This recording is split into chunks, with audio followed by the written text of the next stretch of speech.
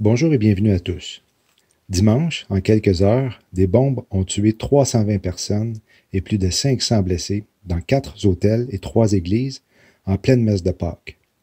Selon OpenDoorUSA.org, une moyenne de 105 églises et ou bâtiments chrétiens sont brûlés ou attaqués chaque mois dans le monde entier. C'est plus de 3 par jour et presque toutes ces attaques sont ignorées par les médias traditionnels dans le monde occidental. L'ancien sataniste Doc Marcus a été un orateur populaire, auteur et enseignant, en particulier sur les prophéties de la Bible et les dangers de l'occultisme. Il a averti que les satanistes enseignaient depuis longtemps à leur peuple que lorsqu'ils voient des églises chrétiennes brûlées, le moment de l'apparition de l'Antéchrist est proche.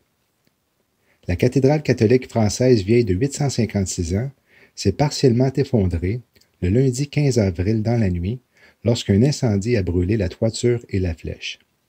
C'est au moment où le président français Emmanuel Macron devait prononcer un discours majeur à la suite du mouvement social entamé depuis 22 semaines que cet incendie s'est déclaré. Plus de 1,2 milliard ont été promis pour la restauration de la cathédrale et de nombreux citoyens français croient que l'argent pourrait être mieux dépensé ailleurs. Certains ont également critiqué les dons des milliardaires parce que leurs engagements rendant admissible retenue d'impôts énormes.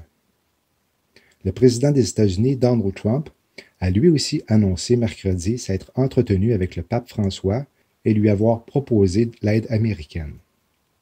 Trump a également commenté de la cathédrale d'être d'une beauté étonnante et de grand symbolisme.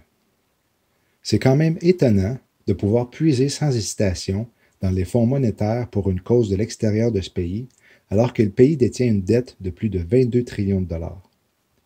Notre-Dame a été pendant de nombreux siècles l'une des cathédrales les plus grandes d'Occident. Longtemps la plus haute construction de la ville, elle est l'un des monuments les plus emblématiques de Paris.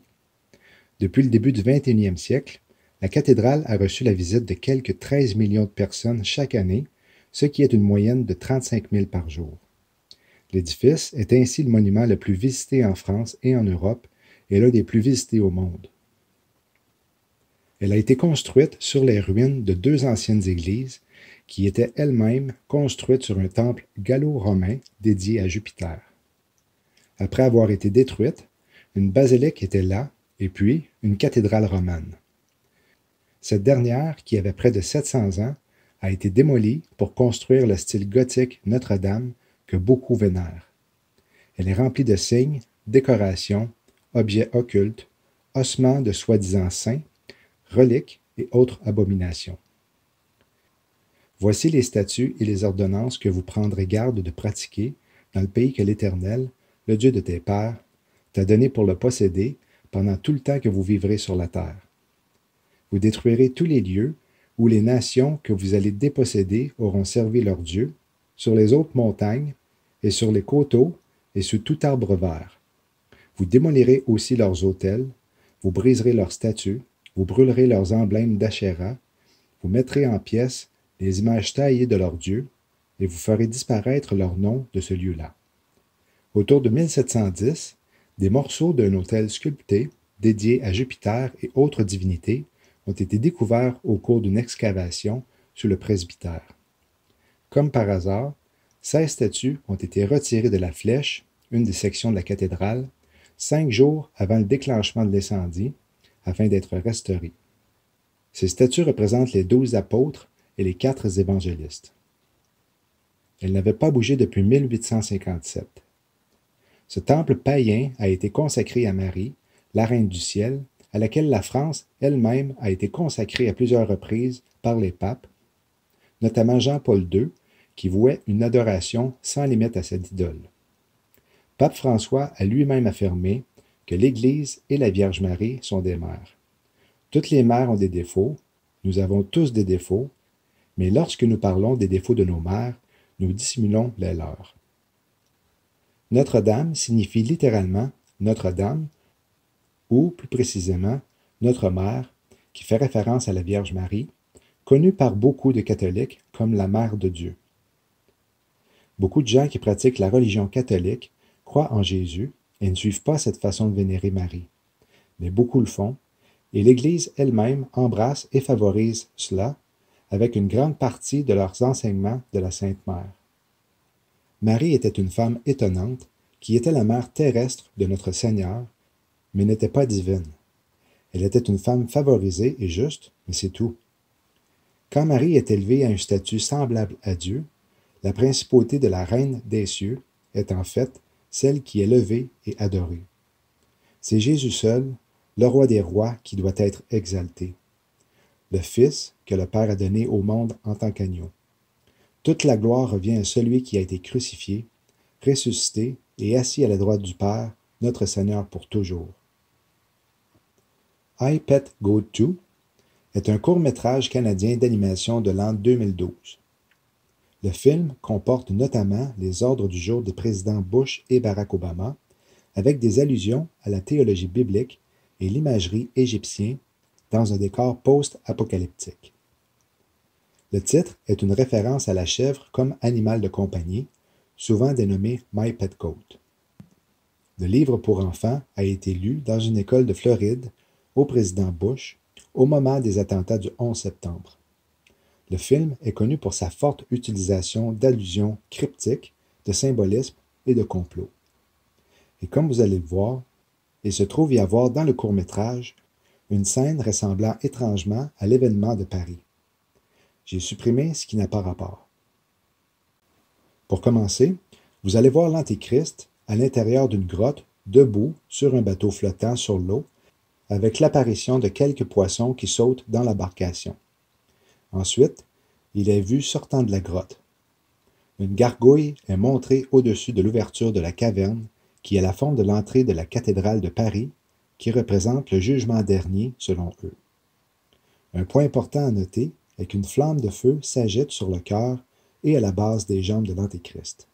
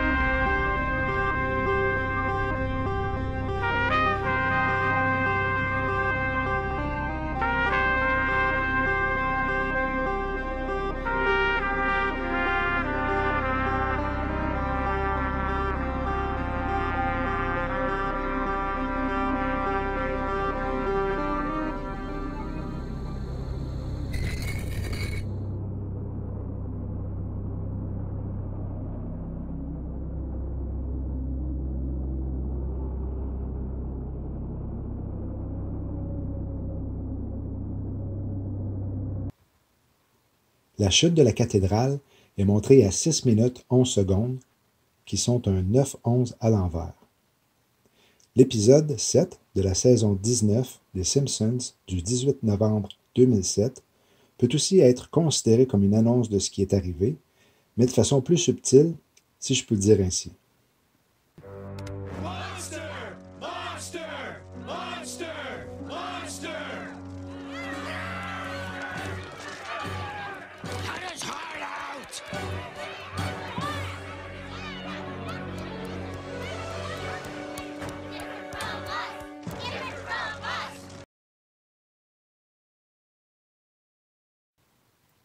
Je vous laisse avec un post d'Aliénor Lemoine. Bon, autant que mes 10 ans passés le nez dans les bouquins de physique et de chimie servent à quelque chose, donc c'est parti. La thermite est un mélange d'aluminium métallique et d'oxyde de fer. Sa réaction est dite aluminothermique. C'est une réduction typique, oxydoréduction, ou réaction redox, est une réaction chimique au cours de laquelle se produit un transfert d'électrons, dans laquelle l'aluminium est oxydé et l'oxyde métallique réduit, a été découvert par Hans Goldschmidt en 1893 et breveté 2 ans plus tard. Cette réaction chimique génère une chaleur intense permettant d'atteindre une température de 2204,4 degrés Celsius en quelques secondes. La thermite est utilisée le plus souvent pour souder ou faire fondre de l'acier. Elle est extrêmement inflammable.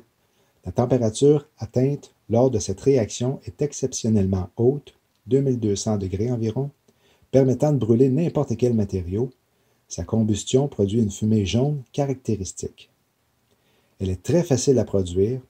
Il suffit de mélanger 50% de poudre d'aluminium et 50% d'oxyde de fer.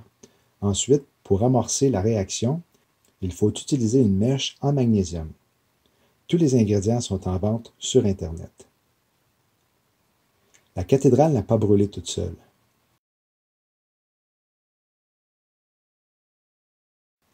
La thermite produit des fumées jaunes.